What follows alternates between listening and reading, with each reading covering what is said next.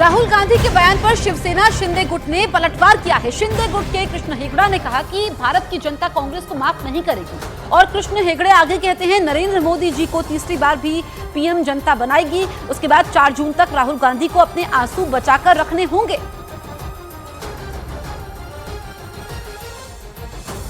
कांग्रेस को देश की जनता माफ नहीं करेगी और प्रधानमंत्री सम्मान्य नरेंद्र मोदी जी को तीसरी बार प्रधानमंत्री बनाएगी।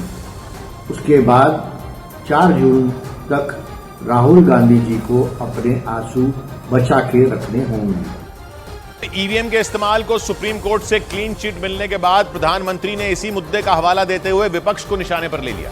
सुप्रीम कोर्ट में विपक्ष के नेताओं ने ही ईवीएम के जरिए धांधली किए जाने का आरोप लगाते हुए याचिका दाखिल की थी, लेकिन कोर्ट का फैसला उनके पक्ष में नहीं आया और इसी मुद्दे पर प्रधानमंत्री ने विपक्षी पार्टियों पर तंज कसा। प्रधानमंत्री ने तो ये तक कह डाला कि ये फैसला विपक्ष के मुंह पर किसी तमाचे से कम नहीं। ये लोग अपने निजी स्वार्थ के लिए बदनीयत से ईवीएम को बदनाम करने पर लगे पड़े।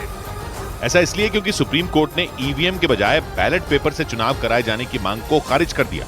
सुप्रीम कोर्ट ने अपने फैसले के दौरान ये तक कह दिया कि इस तरह से ईवीएम पर सवाल खड़े करना देश में चलते चुनावों पर संदेह पैदा कर सकता है।